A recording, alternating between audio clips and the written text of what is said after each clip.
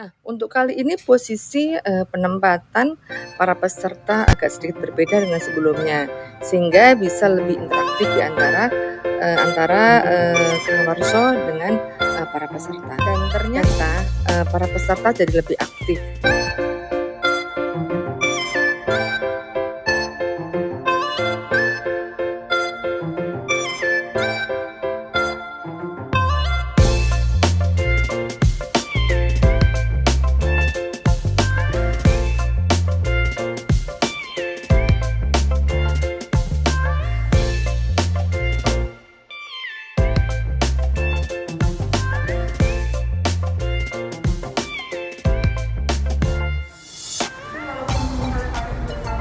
Iya, terutama itu tingkat kelembabannya juga masih tinggi, terutama untuk tipe-tipe buah yang kandang berinya itu rapat.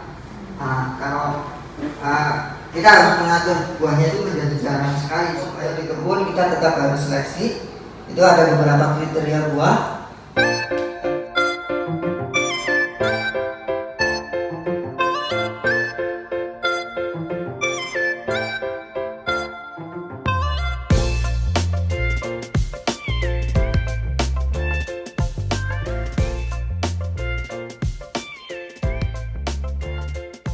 Mengikuti training budidaya anggur, ternyata lebih tertarik lagi untuk berusaha seperti yang sudah sukses. Tambah penasaran untuk mencapai yang terbaik dan berusaha untuk lebih lebih baik lagi dalam hal perawatannya, karena saya sudah mencoba baru 3 bulan saya sebagai pemula, tapi melihat dari hasil training kebun sekitar sini, ada juga yang bonsai, ada juga yang di dalam ruangan, saya lebih tertarik dan saya ingin mencobanya. Sukses selalu. Para peserta jadi lebih aktif bertanya, berdiskusi.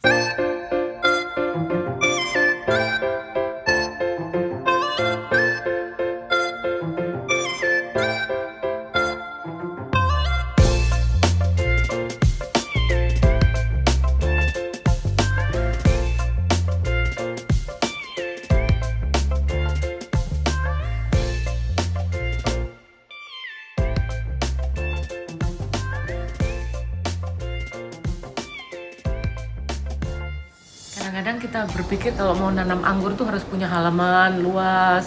Gimana kalau saya tinggal di Perumnas, satu rumah-rumah kecil yang nggak ada halaman? Nggak bisa dong saya nanam anggur. Ternyata bisa tuh, nih, lihat nih. Hanya di teras, ini teras atas nih. Tapi lihat tuh, subur sekali tuh sampai ke sana.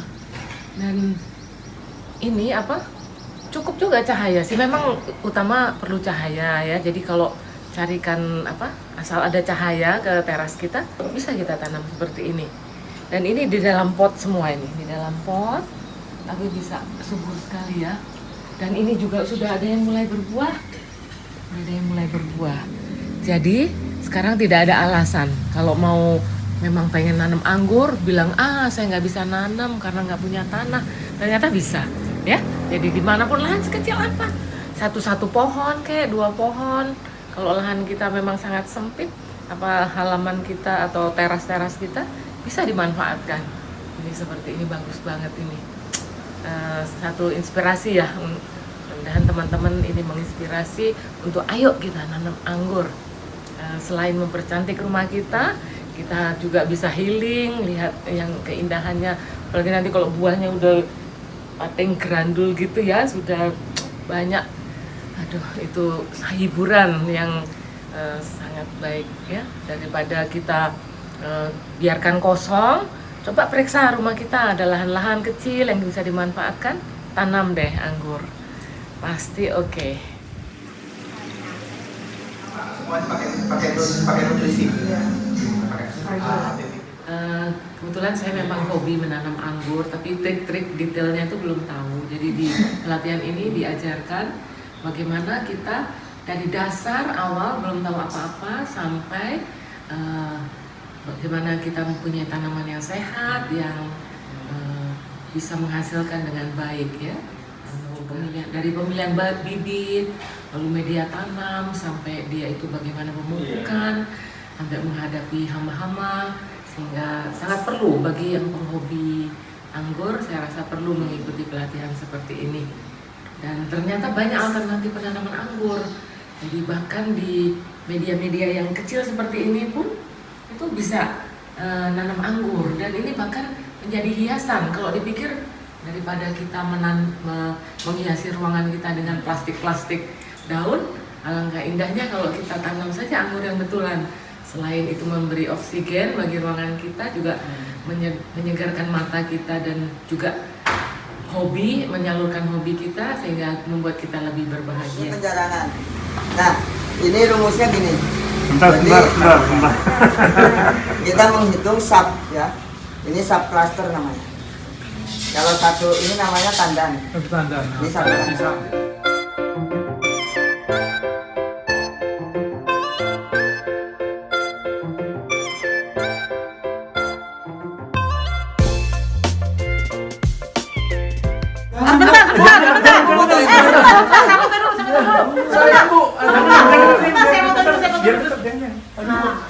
Biar besar. Iya.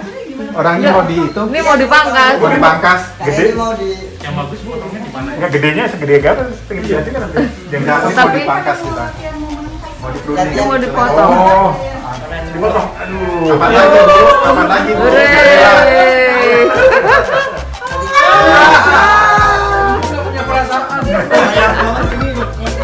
Dan seru lagi pada saat kita mengadakan praktek pemangkasan. Yuk kita lihat.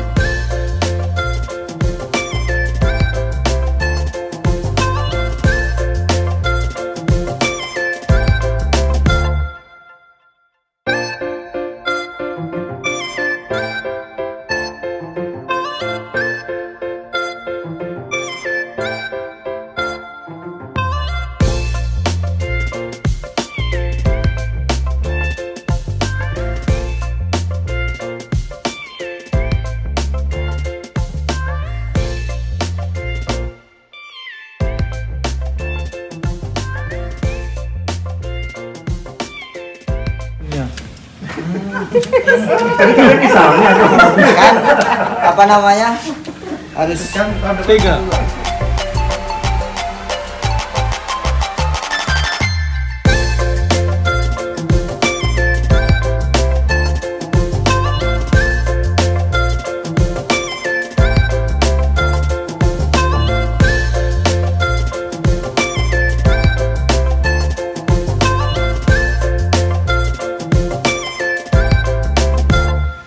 Satu, dua, tiga, empat, lima, enam. 7 bawah. ini bisa diambil satu bat. Nah, ini bisa potong. Aja tega. Pak, kok jadi 1 tahun loh terpana gitu Pak? Jangan takut, nanti bentuknya lebih bagus. Nah, sudah lihat kan bagaimana serunya belajar budidaya anggur di IKI Batiko. Sampai ketemu lagi.